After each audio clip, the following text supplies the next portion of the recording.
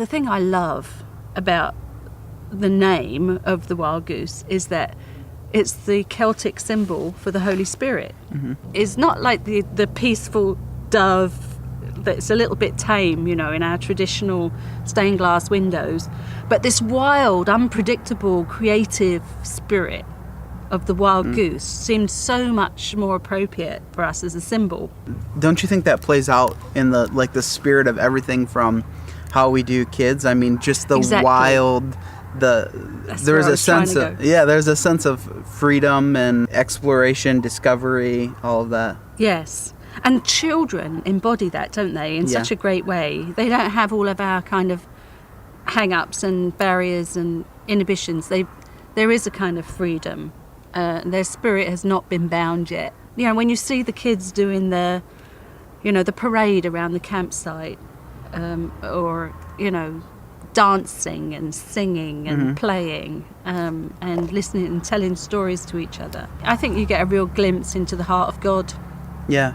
They have this freedom of creativity where they don't feel like they're going to be judged for their ideas or their thoughts. And so in 3 years of the festival working with kids, I am actually learning a lot from them about maybe looking at things and saying, oh, they're not really as they seem. Because I could look at that sculpture and say, well, yeah, that's just a bunch of bottle caps and things glued together.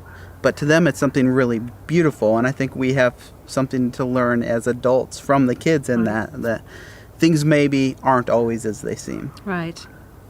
The kids see the adults having fun too. Mm-hmm.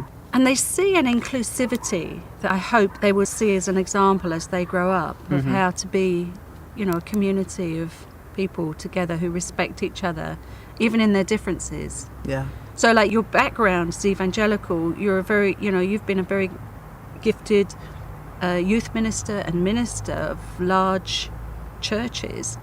You're representative of a whole chunk of people who are on a journey and exploring ways to have new conversations.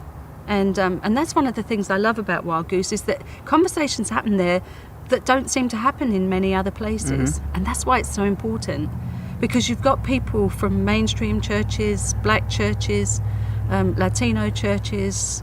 We've got, the Native American culture strongly respected and represented, and, evangelical, liberal, the whole spectrum is what we want to see represented and in conversation with one another, even if we don't all manage to agree all of the time, because people's hearts don't grow and aren't changed unless there's the opportunity for relationship.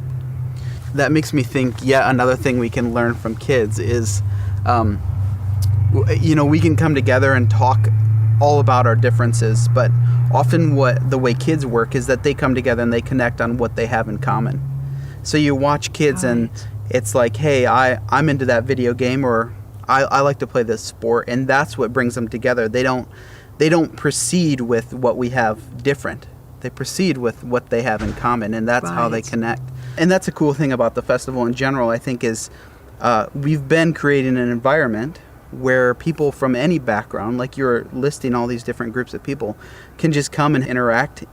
I think what it takes is a posture of being willing to hear and be open to new things, while at the same time being willing to offer some of the things that you have, some of the ideas you have. And that's, I think the festival has created an environment that does that well.